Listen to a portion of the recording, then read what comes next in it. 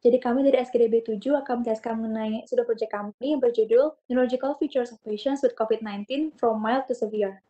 Next. Adapun anggota dari SKD kami adalah sebagai berikut. Next. Adapun outline yang akan kami jelaskan pada hari ini adalah sebagai berikut. Next. COVID-19 merupakan satu penyakit yang pertama kali ditemukan di Cina pada tahun 2019, di mana disebabkan oleh adanya infeksi dari virus SARS-CoV-2, di mana infeksi dari virus ini umumnya dapat mengenai atau menginfeksi di bagian respiratory tract bagian atas.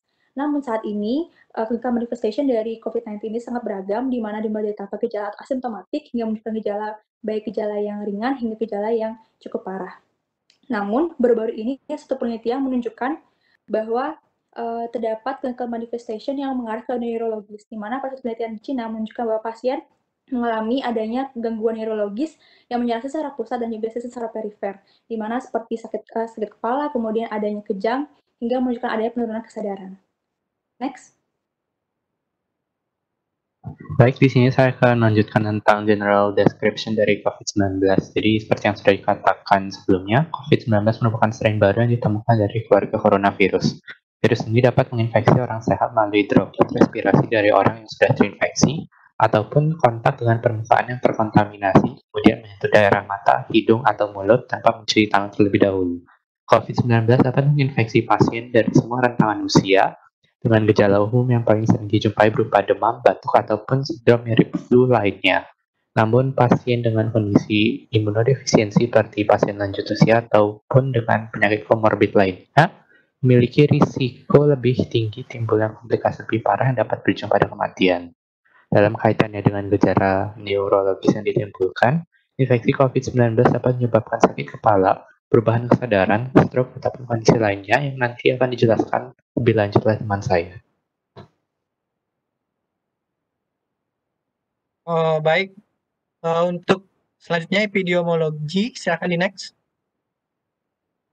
Pada awal Oktober 2020, kasus COVID-19 di dunia telah mencapai angka 34 juta kasus dengan jumlah kasus baru harian mencapai 300.000 kasus per hari. Dengan Amerika Serikat sebagai penyumbang kasus terbanyak dengan angka mencapai total 7 juta kasus yang disusul oleh India, Brazil, Rusia, dan Kolombia. Next. Di sini sementara di Indonesia bisa dilihat dari grafik pertumbuhan kasus di Indonesia yang eksponensial dibandingkan dengan Cina yang cukup stabil, yang dimana Indonesia telah mencapai angka kasus sebanyak 299.506 kasus, sedangkan di Cina hanya mencapai 91.101 kasus, yang tentunya banyak faktor yang mempengaruhi hal tersebut. Next. Di sini bisa dilihat peta persebaran yang terdapat di Indonesia, yang dimana bisa dilihat sebagian besar kasus hingga 50% berada di Pulau Jawa yang tersebar dari Jawa Barat hingga Jawa Timur. Next. Untuk di sini dapat dilihat juga ada beberapa gejala yang ditimbulkan dari infeksi COVID-19 di Indonesia dengan gejala neurologis seperti pusing serta kram otot sebesar 23% dan 15% dari total kasus. Next. Terdapat beberapa systematic review yang dipublikasikan oleh Dr. Xiang Lianchen, seorang neurologis dari Rumah Sakit Nanjing di Cina, yang hasilnya dapat dilihat pada tabel berikut. Dengan gejala sakit kepala pada 51 studi melibatkan 16.446 pasien, yang dimana terdapat sebanyak 20,1% pasien yang mengalami gejala sakit kepala. Selanjutnya ada pusing sebanyak 6,8%, lalu ada gangguan dari indera penciuman dan indera pengecap sebanyak 59,2% dan 50,8%, yang dimana cukup signifikan. Next. Dan terakhir, meskipun angka kasus terkonfirmasi COVID-19 sangat tinggi di Indonesia, pasien yang telah mengalami kesembuhan mencapai angka 228.000 pasien. Jadi jangan takut akan pandemi ini, serta jangan lupa menggunakan masker dan sering mencuci tangan. Next. Virus SARS-CoV-2 menginfeksi sistem saraf ini melalui sistem transportnya. Selain itu, adesi reseptor SARS-CoV-2 ke ACE2 penting dalam kasus pendarahan intracerebral karena menyebabkan disfungsi reseptor ACE2 sehingga gagal dalam menjaga tekanan darah. Infeksi COVID-19 berkaitan dengan masalah kardiovaskular seperti diabetes mellitus, dan masalah pembuluh darah pada usia lanjut. Pada penderita penyakit vaskuler ini, terjadi peningkatan risiko terkena stroke dan komplikasi yang berkontribusi pada hipoperfusi, emboli stroke, dan oklusi pembuluh darah besar. Baik, di sini saya akan menjelaskan mengenai patomekanisme dari COVID-19 ini untuk menimbulkan manifestasi neurologisnya. Itu ada dua, itu secara langsung dan tidak langsung. Untuk yang mekanisme secara langsung, pertama ada infeksi langsung, itu berdasarkan beberapa laporan infeksi ini menyebar dari cibriform plate itu di tulang etmoid dapat menyebabkan invasi langsung ke otak oleh virus COVID-19. Lalu yang kedua ada untuk melalui jalur neural. Pada mekanisme ini, virus itu masuk ke otak lewat olfactory bulb, yang merupakan satu-satunya bagian dari sistem saraf pusat yang tidak dilindungi oleh dura mater. Lalu yang ketiga itu ada melalui jalur vaskular dan reseptor angiotensin converting enzyme 2 atau ACE2. Reseptor ACE2 ini ada pada neuron dan juga sel glial yang memiliki pembukaan protein yang berbentuk seperti duri atau spike, yang dimana merupakan target potensial dari virus COVID-19 untuk binding. Kemudian di sana juga reseptor ACE2 ini ada di endotelium kapiler, yang berarti virus ini bisa menyebabkan kerusakan pada blood-brain barrier dan sistem saraf pusat lewat sistem vaskularnya. Lalu yang selanjutnya ini ada mekanisme secara tidak langsung. Yang pertama itu ada hipoksia. Virus COVID-19 ini bisa menyebabkan gangguan pertukaran gas alveolar pada paru-paru penderita, yang kemudian bisa menimbulkan hipoksia pada beberapa organ, salah satunya itu otak. Lalu hipoksia pada otak ini menyebabkan metabolisme anaerob meningkat, yang kemudian berujung pada timbulnya edema di interstisial, obstruksi aliran darah cerebral, iskemi, dan vasodilatasi pembuluh cerebral. Lalu yang kedua ada hipertensi dan juga koagulopati. Reseptor ACE2 ini berfungsi sebagai faktor proteksi dari pembuluh darah kardiocerebral dalam mengatur tekanan darah dan juga anti-aterosklerosis. Ketika virus COVID-19 binding ke reseptor ini bisa menimbulkan peningkatan tekanan darah yang abnormal dan meningkatkan risiko pendarahan cerebral dan stroke iskemik. Prothrombin time yang prolong itu dan juga koagulopati juga sering ditemukan pada pasien COVID, yang dimana berkontribusi dalam timbulnya pendarahan cerebral. Lalu yang ketiga ada immune mediated. Ini pasien COVID-19 meninggal ada beberapa karena sindrom inflamasi atau badai sitokin, dikarenakan virus itu menginfeksi sel glial yang kemudian mensekresikan lebih banyak faktor proinflamasi seperti interleukin 6, 12, 15, dan juga tumor necrosis alpha faktor. Mungkin segitu aja, lanjutkan oleh teman saya. Baik, selanjutnya akan saya lanjutkan dengan manifestasi klinis dari neurologisnya. Dari pasien COVID-19, ini adalah dari studi yang pernah dilakukan di Eropa.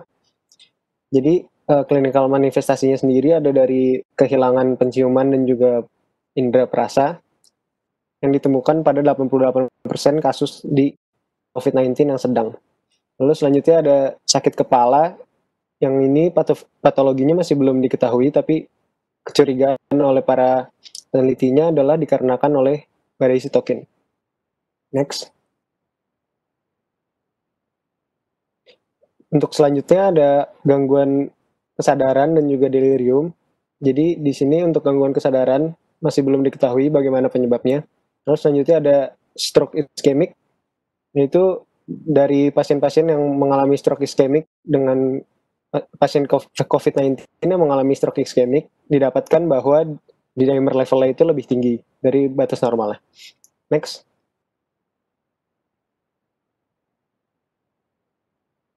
Untuk selanjutnya ada gangguan di muscle atau di otot, yaitu bisa terjadi rhabdomyolysis, dan tapi angka kejadiannya itu masih langka. Terus juga untuk atrofi otot dan juga critical illness myopathy masih bisa terjadi di pasien-pasien dengan COVID-19 yang berat. Lalu selanjutnya ada inflammatory neuropathies, yaitu ada acute inflammatory demyelinating polyneuropathy yang bisa terjadi selama masa COVID-19 dan atau setelah pasien tersebut sembuh dari COVID-19.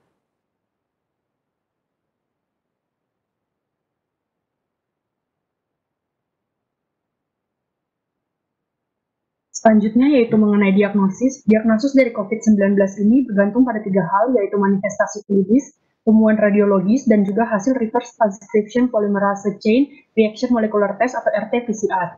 Probabilitas penyakit saraf yang berhubungan dengan COVID-19 dapat ditentukan dengan menggunakan kriteria WHO, di mana terbagi menjadi 3, yaitu definite, di mana ditemukan adanya RNA PCR positif dari hasil swab nasofaring, CSF, ataupun spesimen patologis, probable apabila klinis dan laboratorium mengarah ke COVID-19 seperti limfopenia, peningkatan D-dimer, serta hasil radiologi toraks, dan possible apabila laboratorium menunjukkan hubungan tetapi penyebab lain juga ditemukan. Next.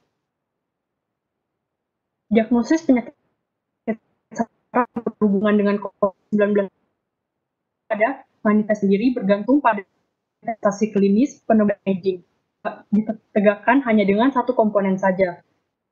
Seperti yang telah dibahas sebelumnya, manifestasi klinis dari penyakit saraf yang berhubungan dengan COVID-19 cukup banyak. Namun yang paling sering ditemukan yaitu mialgia, anosmia, sakit kepala, penyakit cerebrovaskular, dan encephalopati.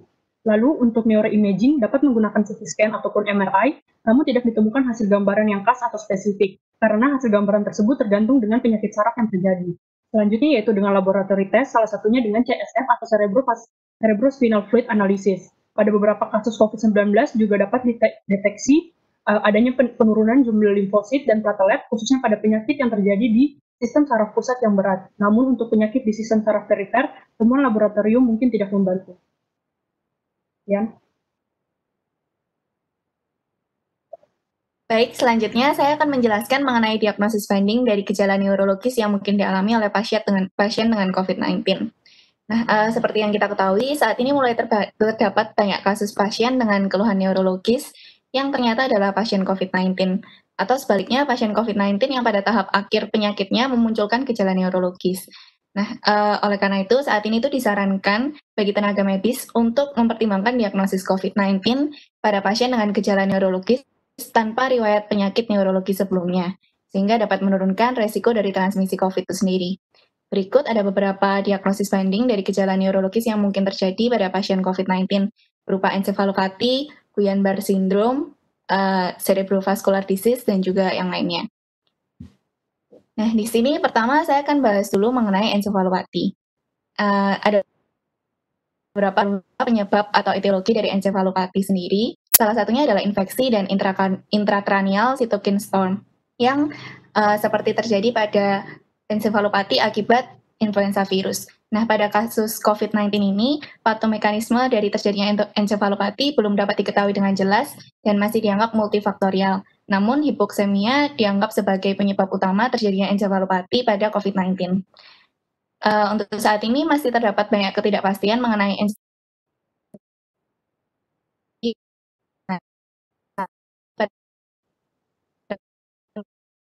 dinyatakan bahwa analisis cerebrospinal fluid yang normal. Namun pada bulan Juli ini direvisi, ada salah satu penelitian yang menyatakan bahwa RT-PCR dari sampel CSF salah satu pasien menunjukkan adanya tanda positif COVID-19. Kemudian saat ini mulai banyak kasus yang mereportkan mengenai gejala encephalopati yang dialami pada pasien dengan stadium COVID yang cukup parah. Dengan gejala yang muncul itu seperti confusion, pyramidal sign, dan juga adanya kejang ataupun delirium. Untuk saat ini, pemeriksaan yang dilakukan untuk mengetahui etiologi dari encephalopati, terutama apabila encephalopatinya berkaitan dengan COVID atau tidak, bisa menggunakan pemeriksaan MRI, elektroencephalografi, dan juga analisis CSF. Untuk gold standardnya masih menjadi RT-PCR dari nasopharyngeal swab untuk membedakan apakah encephalopatinya berkaitan dengan COVID atau tidak. Kemudian untuk diferensial diagnosis yang kedua ada Guillain-Barré syndrome. Sebuah penelitian menyatakan bahwa 8,9% dari pasien dengan COVID-19 akan mengalami gejala peripheral nervous system, dan pada penelitian salah satu rumah sakit menyatakan 5 dari 1.200 pasien mengalami Guillain-Barré syndrome yang ditandai dengan kelemahan akut pada otot ekstremitas, hiporefleksia, dan arefleksia yang berkembang dalam 1 hingga 4 hari. Beberapa juga menyatakan bahwa gejala Guillain-Barré syndrome ini muncul setelah gejala pernafasan pada pasien COVID-19 yang cukup parah. Namun beberapa kasus menyatakan bahwa onset dari Guillain-Barré syndrome ini lebih cepat terjadi pada COVID-19 dibandingkan dengan infeksi virus lain. Sampai saat ini belum jelas apakah COVID-19 dapat menyebabkan produksi antibodi terhadap gangliocyte seperti yang terjadi pada GBS pada umumnya atau melalui mekanisme lain. Untuk penyebab dari gagal nafas sendiri, saat ini sulit dibedakan apakah gagal nafas yang terjadi pada pasien itu diakibatkan karena COVID-19-nya atau diakibatkan karena Guillain-Barré syndrome-nya. Kemudian beberapa pemeriksaan laboratori seperti analisis cerebrospinal fluid, MRI, dan juga elektromiografi bisa membantu untuk menegakkan diagnosis dari Guillain-Barré syndrome. Sedangkan apakah Guillain-Barré syndrome-nya merupakan komplikasi atau memiliki kaitan dengan COVID-19 dapat dilakukan RT-PCR melalui nasopharyngeal swab. Kemudian untuk selanjutnya ada cerebrovascular disease. Saat ini diketahui juga bahwa COVID-19 dapat menyebabkan stroke sebagai komplikasinya, dan yang lebih sering terjadi pada pasien usia tua dengan berbagai faktor resiko. Namun tidak menutup kemungkinan juga bahwa terdapat beberapa kasus yang menyatakan bahwa stroke ini bisa terjadi pada pasien muda dengan COVID-19 di bawah 50 tahun. Komplikasi stroke ini juga ditunjang dengan penelitian yang menyatakan bahwa 31% dari pasien yang dirawat di ICU akan mengalami stroke iskemik, kemudian simptomatik pulmonary embolism, deep vein thrombosis, atau infark miokard. Nah, sampai saat ini diketahui COVID-19 dapat menyebabkan disfungsi endotel vaskuler dan koagulopati yang dapat menyebabkan hipoksia dan meningkatkan resiko dari penyakit kardiovaskuler. Manifestasi klinis stroke pada pasien dengan COVID-19 biasanya muncul pada minggu pertama hingga minggu ketiga setelah gejala COVID-19 muncul, dan biasanya gejalanya lebih parah dibandingkan jenis stroke yang lain, terutama apabila pasien juga mengalami multi-organ failure. Untuk mengetahui resiko stroke yang terjadi pada pasien dengan COVID-19, saat ini pemeriksaan lab rutin berupa complete blood count, APTT, RT-PCR, D-dimer, dan juga prothrombin time disarankan untuk dilakukan pada pasien COVID, terutama dengan faktor resiko, usia, dan juga penyakit bawaan. Nah, ini adalah untuk diferensial diagnosis yang lainnya, selain 3 diagnosis banding yang sudah saya sebutkan. Di sini ada data bahwa 36,4% pasien dengan gejala COVID-19 yang cukup parah juga diketahui memunculkan gejala neurologis, baik dari PNS maupun CNS. Salah satunya berupa ADAM atau acute disseminated encephalomyelitis, yang dikatakan bahwa COVID-19 dapat menyebabkan kerusakan selubung myelin pada spinal cord pada 2-3 minggu setelah infeksi dari COVID-19 itu sendiri. Selain itu ada juga multisystem inflammatory syndrome yang mirip dengan Kawasaki disease dengan gejala confusion dan letargi bisa terjadi dengan pasien COVID-19 terutama yang anak-anak. Jadi untuk diagnosis bandingnya harus selalu mempertimbangkan adanya gejala neurologis baru yang berkaitan dengan COVID-19 terutama selama pandemi saat ini agar tidak terjadi transmisi yang tidak disengaja. Baik, selanjutnya adalah manajemen dari pasien-pasien COVID-19 yang menunjukkan neurological feature, di mana pada prinsipnya adalah untuk manajemen sendiri ini tergantung dari organ mana yang dipengaruhi. Jadi ada beberapa hal yang akan dibahas. Berikut ada olfactory dysfunction, pain, kemudian ada delirium, dan juga ischemic stroke. Lanjut. Untuk olfactory dysfunction sendiri atau yang sering disebut dengan anosmia sendiri, tidak perlu melakukan manajemen yang terlalu spesifik karena kondisi ini biasanya self-limiting dan biasanya akan sembuh dalam 2 minggu pertama seiringan dengan proses perbaikan dari inflamasi yang terjadi.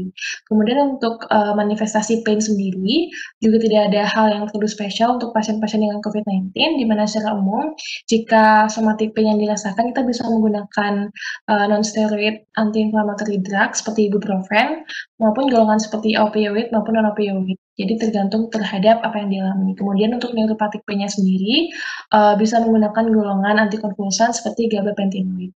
Next. Kemudian untuk kondisi deliriumnya sendiri, berdasarkan di Italian Society of Psychiatry ada beberapa hal yang direkomendasikan. Yang pertama ialah penggunaan dexmedetomidine untuk pasien yang dirawat di ruang ICU. Kemudian ada juga tiakrit, di mana digunakan untuk delirium yang tipe hiperkinetik.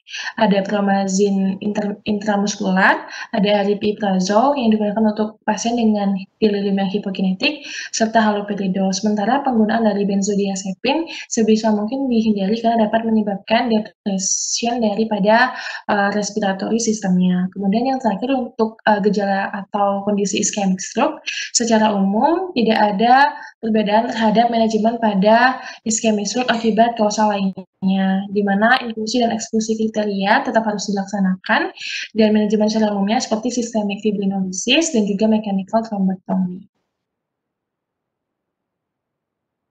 Selanjutnya adalah pencegahan COVID-19.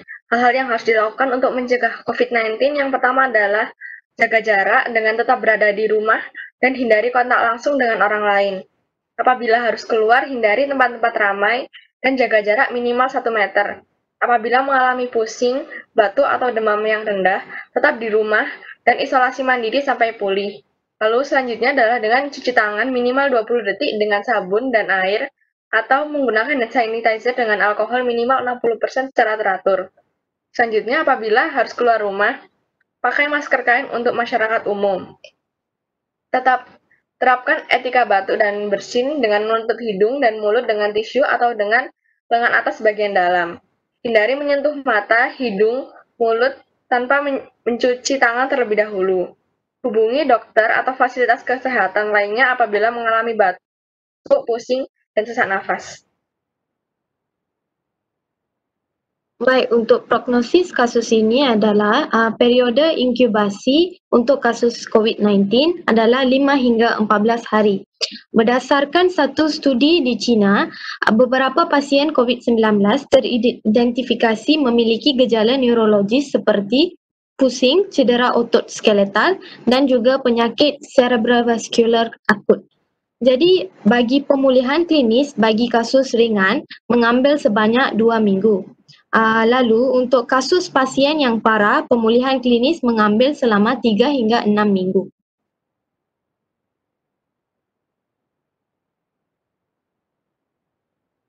Jadi, berdasarkan materi-materi yang disampaikan sama teman-teman saya sebelumnya, kita bisa menarik kesimpulan di sini bahwa COVID-19 itu sendiri itu merupakan suatu penyakit infeksi yang berasal dari strain baru dari coronavirus. Untuk epidemiologinya sendiri, itu cukup tinggi, di mana di Indonesia itu mencapai angka 303.498 kasus. Dan untuk etiologinya itu berasal dari adanya adesi dari SARS-CoV-2 virus pada AC2 reseptor.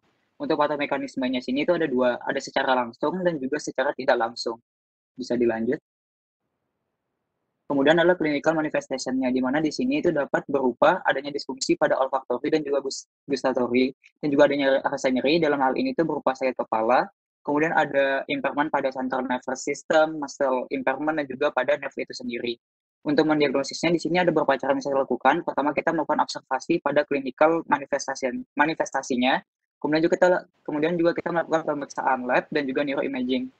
Ada juga beberapa kondisi yang patut dipertimbangkan menjadi diagnosis bandingnya seperti encephalopati, Guillain-Barré syndrome, dan juga penyakit cerebrovaskular. Untuk mencegahnya, ada beberapa cara yang bisa kita lakukan untuk mencegah transmisi dari virus ini. Yang pertama adalah kita menjaga jarak dengan social distancing, menggunakan masker, mencuci tangan, menjaga hygiene kita, dan juga beberapa pencegahan lainnya.